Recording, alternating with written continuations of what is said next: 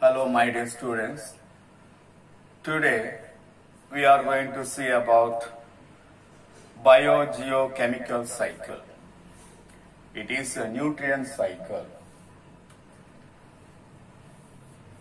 The exchange of nutrients between the organism and their environment, that is called biogeochemical cycle. It is an essential aspect of an ecosystem. All organisms require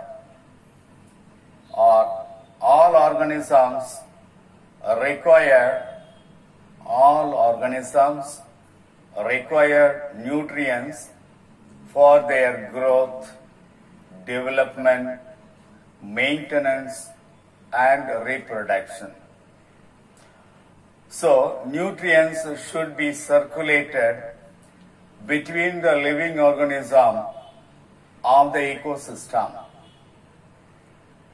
The circulation of the nutrients within the ecosystem or biosphere is known as biogeochemical cycle or cycling of materials. Come to the basic types of biogeochemical cycle. There are two biogeochemical cycle basically. Basic types of biogeochemical cycle is of two types. One is gaseous cycle, second one sedimentary cycle. Gaseous cycle includes oxygen, carbon, and nitrogen cycle. Sedimentary cycle includes the cycles of phosphorus, sulfur, calcium, which are present as sediments of the earth. So that is sedimentary cycle. One example we will take from gaseous cycle, another one from sedimentary cycle, and you will see in detail about it. In the gaseous nutrient cycle, we will take carbon. The circulation of carbon between organism and the environment is known as carbon cycle.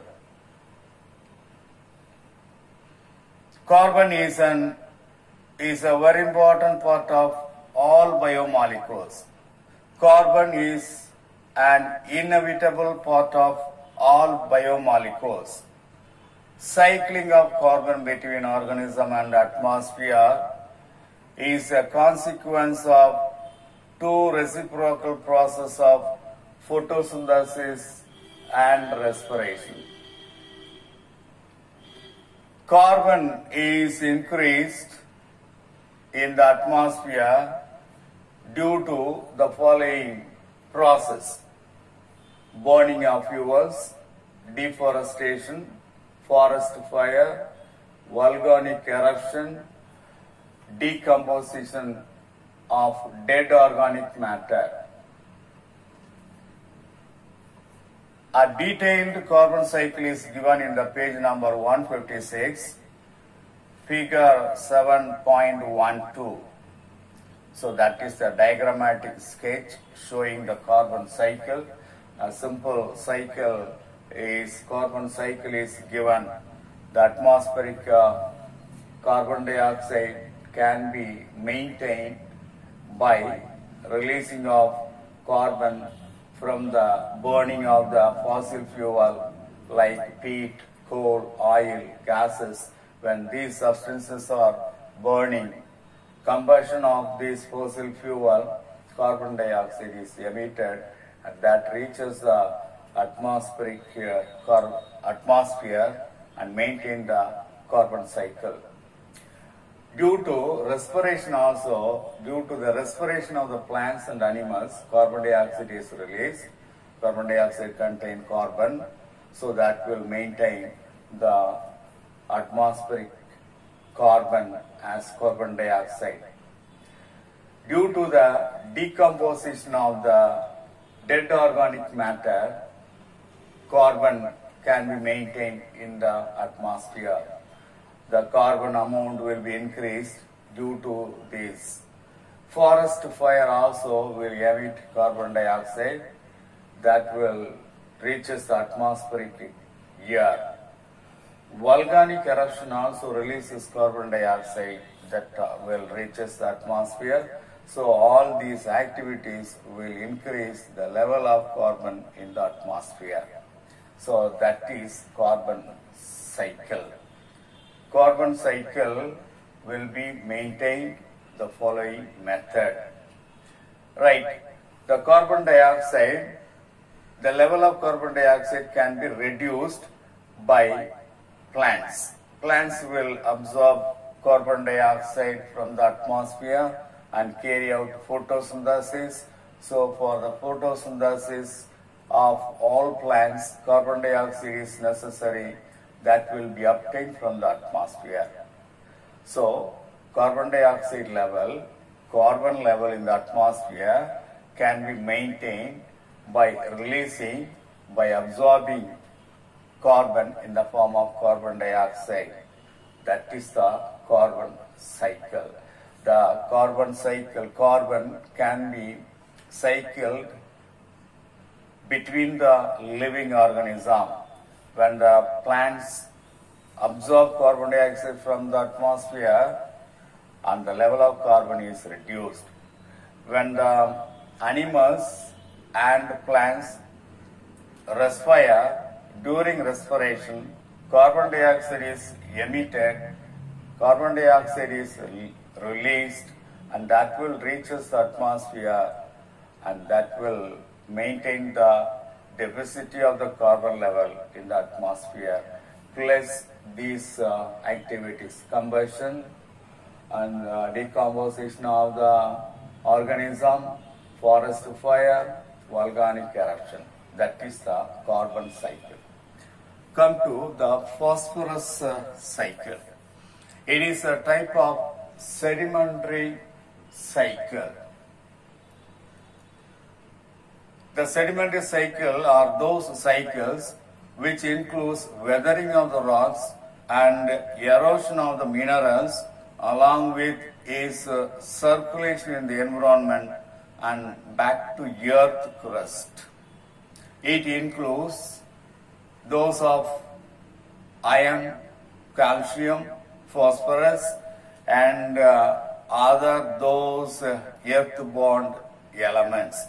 All the earth-bound elements, circulation of those minerals considered as the sedimentary cycle.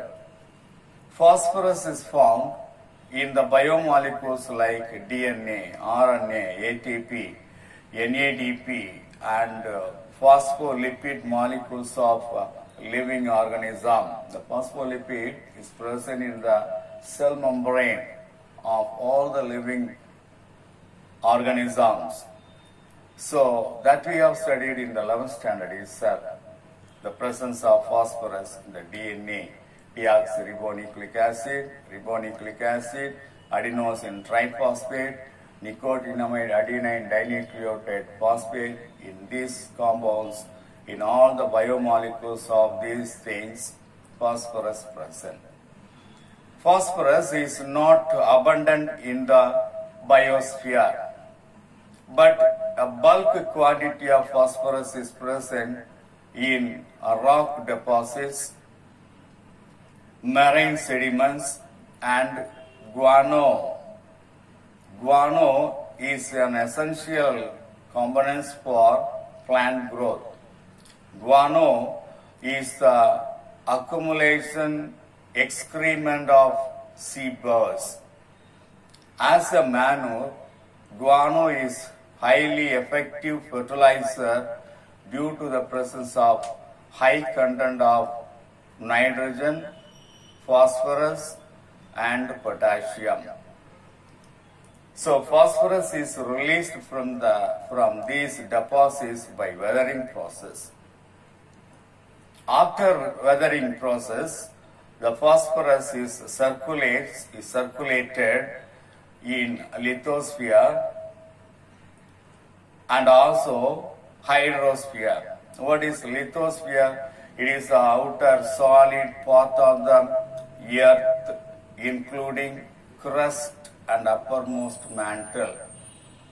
Hydrosphere, it is water surrounding the earth. The producers absorb phosphorus in the form of phosphate ions. Then it is transported to each tropical level of food chain through food. Again, death of the organism and degradation by the action of decomposers, the phosphorus is released back into the lithosphere and hydrosphere to maintain phosphorus cycle. There is a schematic representation to show phosphorus cycle in the page number 157, figure 7.13. Here also there is a little diagram, there is a very small diagram in order to show the phosphorus cycle. Phosphorus cycle can be maintained by industrial food, agricultural fertilizer, weathering of the phosphate rocks, guano, phosphate sediments, death of the organism and excretion, decomposition and mineralization. These are all the process will maintain the phosphorus in nature, in the environment. So there is a flow of phosphorus between the organism, plants, animals with its environment. That cyclic process of phosphorus in nature, that is called phosphorus cycle. So today we have seen about the biogeochemical cycle. There are two basic types of biogeochemical cycle. One is gaseous cycle, another one sedimentary cycle. Then one example for gaseous cycle, carbon cycle is one of the gaseous cycle. Then one example for sedimentary cycle, phosphorus we have taken and we have seen in detail about phosphorus cycle. That's all.